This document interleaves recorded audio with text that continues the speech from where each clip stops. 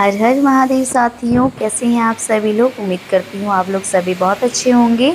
आज हम सुनेंगे श्रावण मास के शुक्ल पक्ष की तृतीया तिथि को मनाए जाने वाले हरियाली तीज के बारे में, जो कि माता पार्वती की अटूट प्रेम, तपस्या और भगवान भोलेनाथ से मिलन की दिव्य गाथा है। जो भी स्त्री श्रद्धा और नियम से इस व्रत को करती हैं, उसको अखंड सौभाग्य की प्राप्ति होती है। यह व्रत प्रेम और समर्पण का प्रतीक है। इस पावन कथा को अवश्य सुनें और हरियाली तीज पर मां पार्वती का विशेष आशीर्वाद पाएं। बहुत समय पहले की बात है, मां पार्वती भगवान शिव को पति रूप में पाने के लिए कठोर तपस्या और संकल्प किया था। उन्होंने कई जन्म लिए और 108वें जन्म में हिमालय के घर में जन्म लिया। बचपन से ही उनका मन भगवान शिव में रमा था। जब वह विवाह योग्य हुई तो उनके पिता ने, पर्वतराज जी ने, उनका विवाह भगवान विष्णु से तय किया, लेकिन पार्वती जी ने इस प्रस्ताव को अस्वीकार किया। उन्होंने मन ही मन भगवान शिव को अपने पति के रूप में मान लिया था। भगवान शिव को पाने के लिए पार्वती जी ने एक गुफा में जाकर रेत से एक शिवलिंग बनाकर तपस्या शुरू की और मां पार्वती ने अन्न जल का त्याग किया। धूप, गर्मी, बारिश की चिंता न करते हुए निर्जला व्रत किया और कई वर्षों तक मां पार्वती ने केवल पत्तियां खाकर ही जीवन निर्वाह किया। इसी कारण उनका नाम एक अपर्णा पड़ा। इसका मतलब होता है कि जो अन्न और पानी ना ले। उनकी इस कठिन तपस्या से देवी देवताओं और ऋषि मुनियों में आश्चर्य जागृत हुआ। सभी देवताओं ने भगवान शिव से आग्रह किया वह माता पार्वती जी के तप को स्वीकार करें और भगवान शिव ने माता पार्वती की परीक्षा लेनी चाहिए। तब भगवान शिव ने एक साधु का रूप लिया और मां पार्वती के पास गए और कहा, हे देवी, तुम शिव की पूजा क्यों कर रही हो? वह तो शमशान में रहने वाले हैं, भूतों के स्वामी हैं और बिना घर परिवार वाले हैं। यह सुनकर मां पार्वती जरा भी क्रोधित नहीं हुई और बोली, शिव ही मेरे स्वामी हैं। मैं जन्म जन्मांतर से उन्हें अपने पति के रूप में स्वीकार कर चुकी हूँ। तुम्हारे कहने से मैं पीछे नहीं हटूंगी। भगवान शिव पार्वती की निष्ठा और प्रेम से अत्यंत प्रसन्न हुए और अपने असली रूप में प्रकट हुए और उन्होंने आशीर्वाद दिया, हे पार्वती, तुम्हारे इस प्रेम, समर्पण और इस तपस्या को देखकर मैं प्रसन्न हूँ। मैं तुम्हें अर्धांगिनी रूप में स्वीकार करता हूँ। इसके बाद पर्वत हिमालय जी ने विधि विधान पूर्वक भगवान शिव और माता पार्वती का विवाह संपन्न किया। यह दिन ही बताया जाता है कि यह हरियाली तीज का दिन था और हरियाली तीज के रूप में इस दिन को मनाया जाता है। तभी से सुहागन महिलाओं के लिए यह अति शुभ माना जाता है। अखंड सौभाग्य का प्रतीक है। सुखी वैवाहिक जीवन एवं अपनी पति की दीर्घायु के लिए वैवाहिक महिलाएं इस दिन व्रत उपवास करती हैं। और आइए आप जानते हैं इस व्रत की विधि क्या है।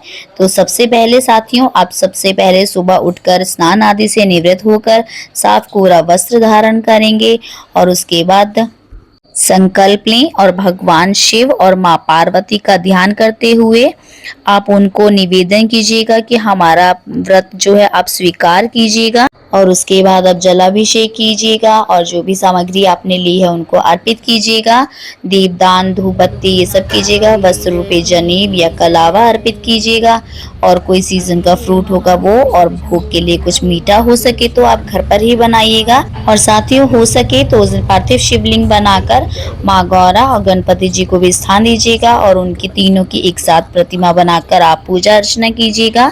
और पूजा हमेशा प्रदोष काल में यानी कि संध्या काल में ही होती है। इस प्रकार हमें माता पार्वती की अटूट विश्वास, तपस्या से हमें यह सीख मिलती है कि सच्चा प्रेम से किया हुआ कोई भी कार्य कभी निष्फल नहीं होता है। तो चलिए साथियों, वीडियो को यहीं समाप्त करते हैं। आज का वीडियो आपको पसंद आया तो वीडियो को लाइक कीजिएगा, शेयर कीजिएगा और कमेंट करना तो बिल्कुल भी मत भूलिएगा, क्योंकि आपको पता है आपका एक छोटा सा कमेंट मुझे बहुत मोटिवेशन देता है। तो चलते हैं, फिर किसी नई जानकारी के साथ फिर से मिलते हैं। हर हर महादेव।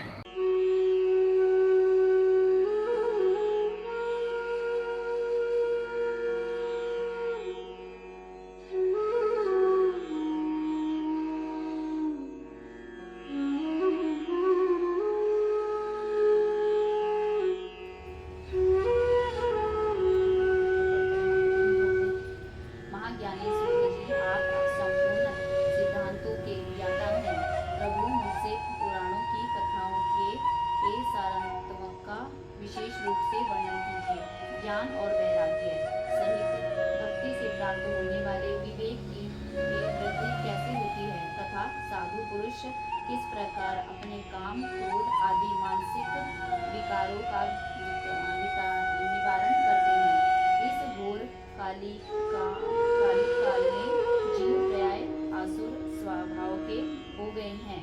उस जीव समुदाय को शुद्ध दैवी की संपत्ति से युक्त बनाने के लिए सर्वश्रेष्ठ उपाय क्या है? आप इस समय मुझे ऐसा कोई शाश्वत साधन बताइए जो कल्याणकारी हो, वस्तुओं में सबसे उत्कृष्ट एवं परम हो, मंगलकारी हो, यथा पवित्र करने वाले उपायों में से सर्वोत्तम पवित्र कारक उपाय हो।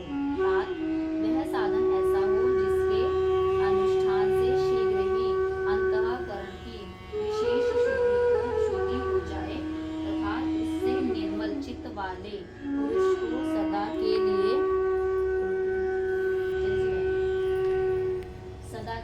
सिद्धि प्राप्ति हो जाए। सूत जी ने कहा,